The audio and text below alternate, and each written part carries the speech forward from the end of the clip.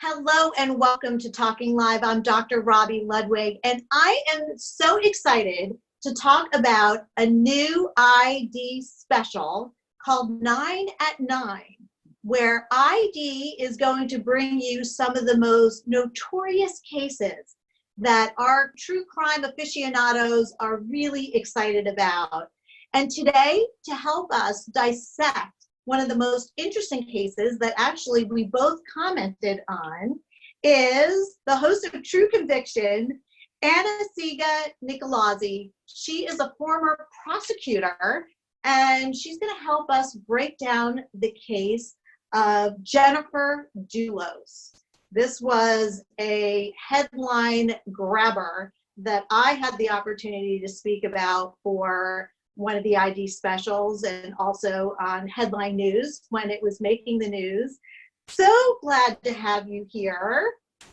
Thank you, Dr. Ludwig. Really glad for you to have me on too. I appreciate it.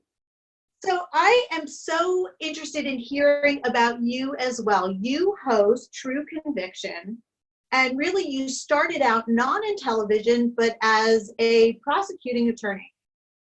Yeah, far from it. I mean, I was a prosecutor. I'll always consider myself a prosecutor. I went straight from law school to the Brooklyn DA's office. I was a prosecutor there for 21 years. 16 of those were in homicide. And it was really when I decided it was time for a change, but I wasn't ready to leave that world, that really commenting on these cases and having some of the cases I prosecuted featured and focused on in some of the various media outlets that really kind of led me down this path. And this show really is the culmination of, if you could give me everything that I would want to still stay in this world and with television, it's that. We get to focus on other prosecutors' cases across the country, telling the stories and getting to speak with the families of these victims and hopefully honoring them and helping people remember and learn who they are, while also really letting people dig deep and behind the scenes and learn a little bit more what actually goes on in these cases from law enforcement and prosecutors' perspectives, the things that you don't always hear in the quick headlines or on the news about how all this really works. What I thought was so lovely in one of your interviews, you talk about the connections you feel to the victims' families and how you really want to bring these families justice. And that really is what the court system tries to do. Do you think that happens in most cases? I do. Having been involved and really dedicated myself professionally for most of my adult life in this, I really think it works quite well. That doesn't mean there aren't problems and certain case-specific examples that we all wish weren't, but you're dealing with human frailties. You're dealing with many people and various outlets and institutions that are all trying to work together the best they can. But the stakes are so high that is why when any mistakes are made, that it's glaring, and it's incumbent on all of us that work within this field to right those wrongs. But I really do think that overall it works. I believe in our jury system. I think that men and women from all walks of life, coming from every socioeconomic, racial, diversity, every which way, that they really can come together, because you just need common sense. You know, you don't need to have a law degree to be able to come to a just result if you have the facts presented to you that are out there. I also read that you never lost a case. What was your secret? I had good fortune, and I had a lot of jurors that hopefully, I believe, saw the evidence as it should have been seen. And I had a lot of amazing people working with me on all levels, from the paralegals that helped work with my cases to the criminalists to law enforcement and everyone in between that really came together. And it was really just good fortune on top of a lot of hard work by a lot of people that's the end result. But rather than looking at it that way, I'd like to think about the cases themselves, and just I think about those families and how it certainly is the most meaningful thing to me, that hopefully I help them get the justice that those cases spoke to me that their loved ones deserved. We are very lucky to have you help us break down the Jennifer Doulos case, especially during a pandemic, and you're going to help us understand how the court system adjusts to these changes that are going on, because it has to impact the case in some way, because we're all impacted. We're all sheltering in, we're doing things virtually.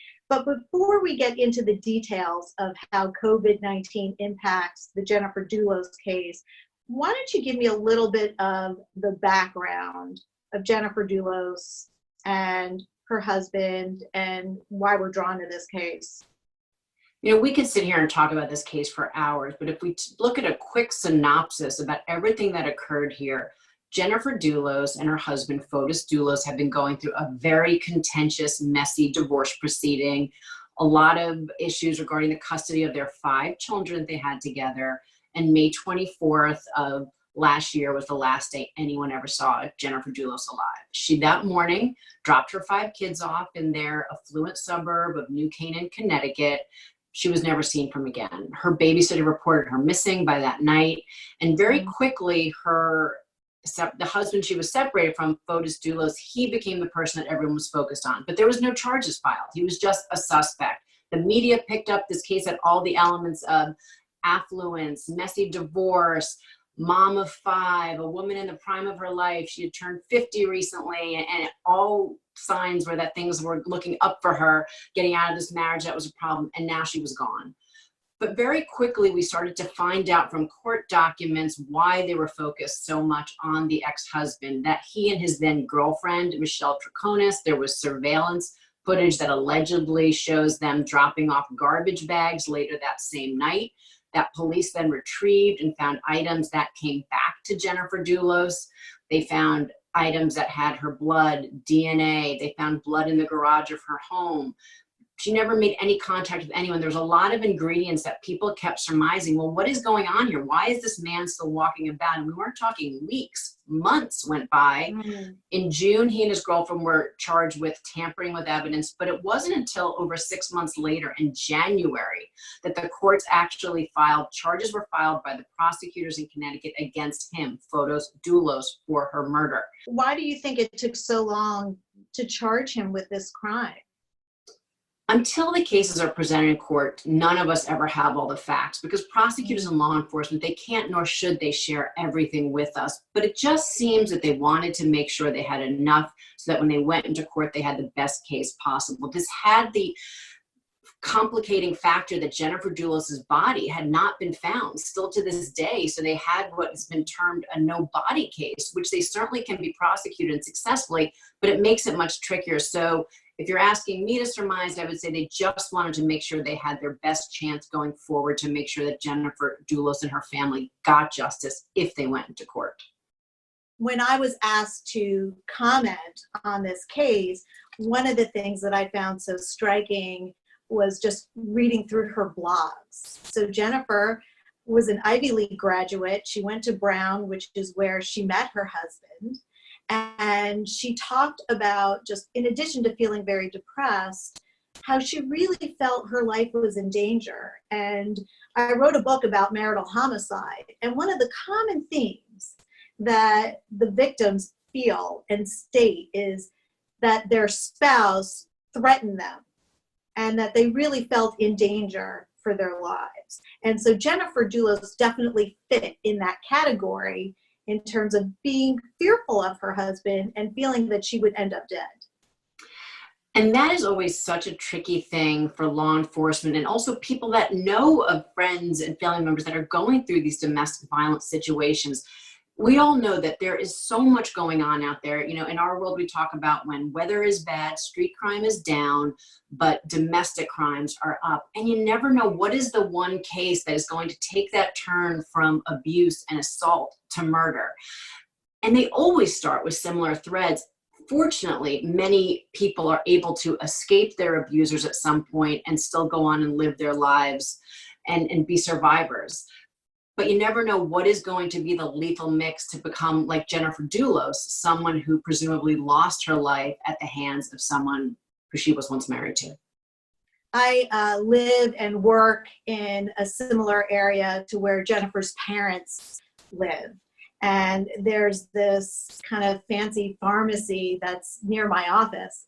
And I walked in there behind the jewelry counter. I usually have a conversation with the clerk there. And she's very interested in true crime. And she knew Jennifer Doulos. Jennifer Doulos would frequent that pharmacy.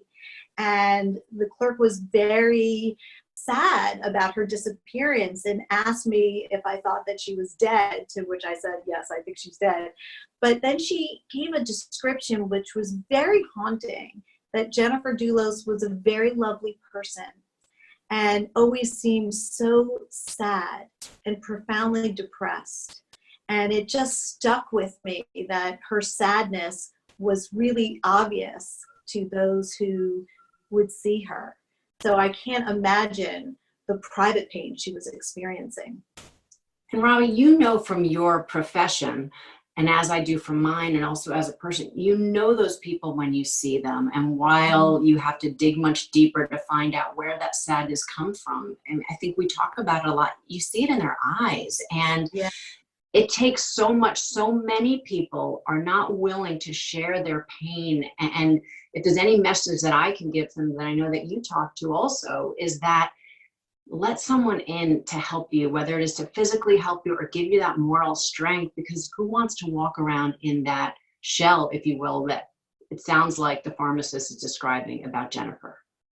And the one thing that happens from a psychological standpoint is that before there's the actual physical murder, there's often the psychological murdering off, especially for a woman who has been abused or neglected, as Jennifer seemed to be.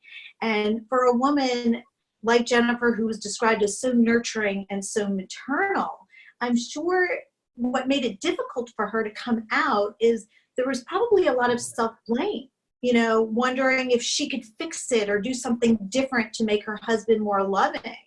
I'm so curious if you have heard anything about her husband's first wife, because I didn't know he was married before he met Jennifer until recently. I don't know anything about the background about the relationship, but as we know that people, abusers, that usually has happened before. And so while we certainly, this is just guesswork and surmising, you've got to believe there are some roots with, even if it's controlling behavior or threatening behavior, you know, just like in violence, we see people escalate their behavior. I think the same can be said for domestic abusers. They become empowered as they continue to abuse. And rather than look within on what's causing their anger or feelings of self-loathing or rage, they project it outwardly to those that they're in relationships with. So I don't know anything about those, but we certainly know from the little we have heard about his life with Jennifer, how very difficult it must have been and how this was escalating over time. Now, Jennifer came from a very wealthy family. Do we know what the relationship was like between her parents and her husband?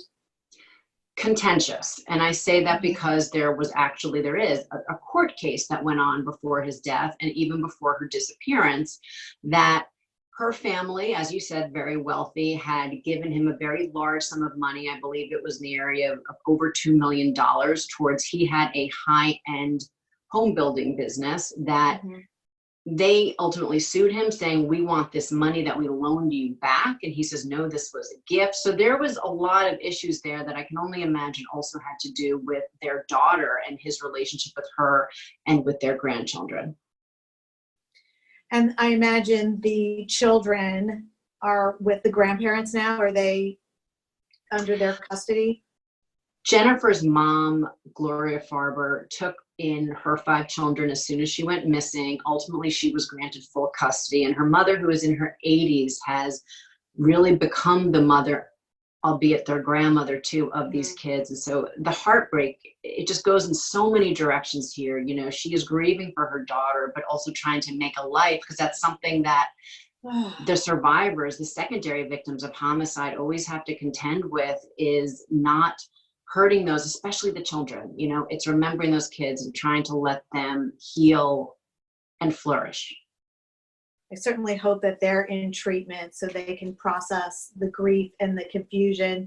Let's fast forward, because there are other interesting characters that are part of this story. We have Michelle, Folis's girlfriend, who also seems to be a contributor to the crime. And we have an interesting legal friend who seems a little suspicious. His name is Kent Douglas. How do I say his last name? Is it? I believe it's Mowini.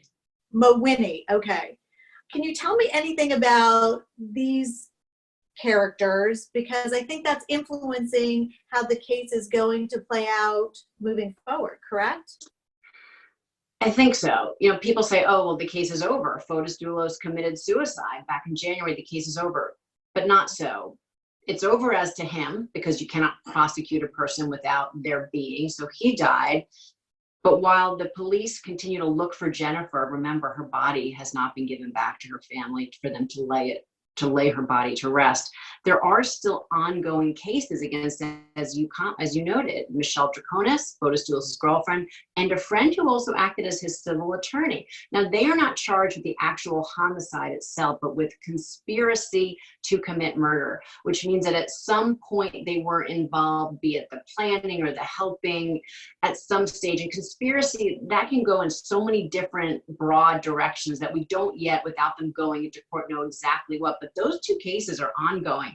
Michelle Draconis is out on bail. She wears a GPS device that monitors her whereabouts. And the attorney, he is still incarcerated from last that I heard. But their cases are set to go to hearing and trial, but they, like everything else in the court system, has been slowed down right now due to COVID-19. I want to ask you what that will look like given COVID-19, how a murder case is handled. But what I thought was also interesting is Kent's wife was also afraid that she was in danger of being killed as well. Has anyone spoken to her? I don't know if anyone's spoken to her, but it is this really interesting sideways of this case. Was there a shallow grave found in Kent Douglas Mawhinney's backyard?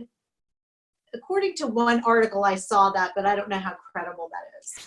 And I'm not sure about that. You see that you are an investigator at heart, trained professionally in the medical field, but you have your detective license as well, based on what I'm hearing. Just nosy, you know, sometimes it works to my advantage. So let's talk about how a murder case like this moves forward. As you said, Fotis is dead. He committed suicide. We don't have a body. So what's next? Well, the case will proceed like any other. You still have active prosecutions against two individuals, not for the actual murder, but conspiracy to commit murder, which means that those acts, the murder, will have to be proven, shown in court about why, if they're guilty of conspiracy to commit murder, you have to show the murder. So all this is still going to come out.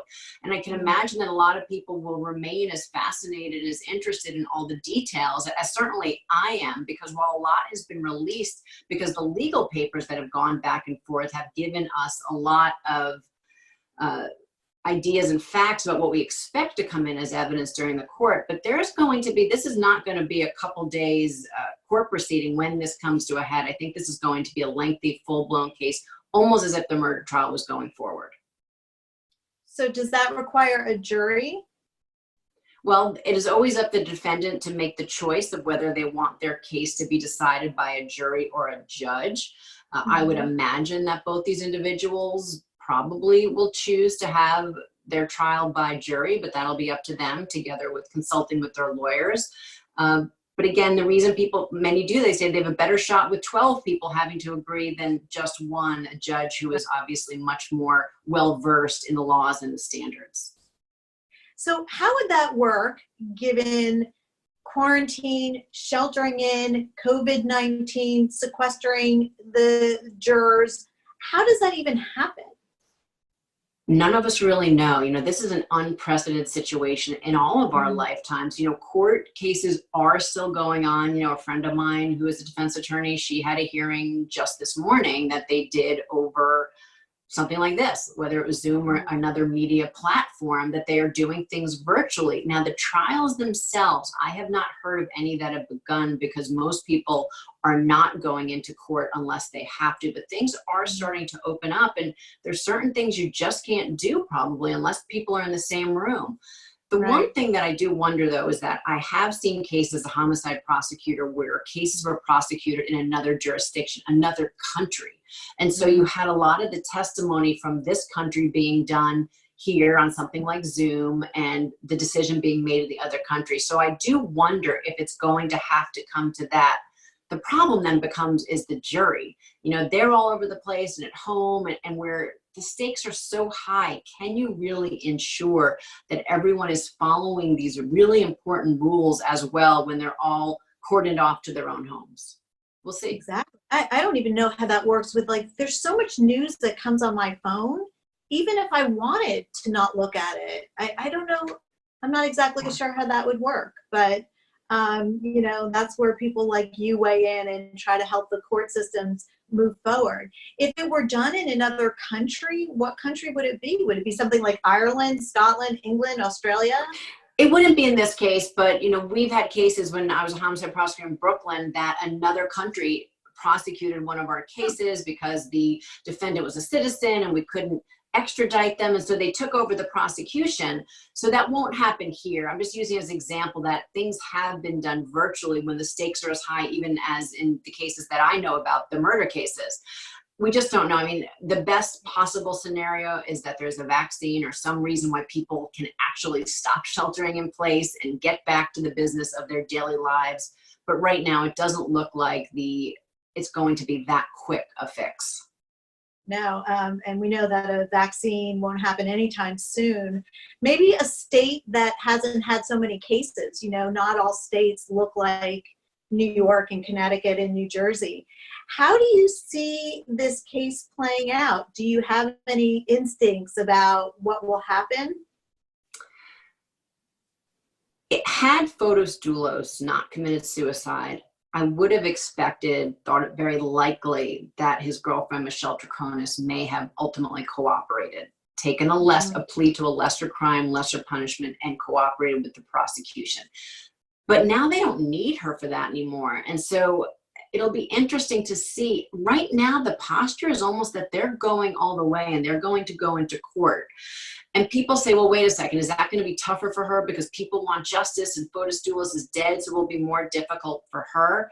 Maybe, but you have to hope not, that the jury will do what they're supposed to do based on the evidence or lack of evidence, and that a judge will sentence her like they would whether or not Fotis Doulos was around to face his charges or not.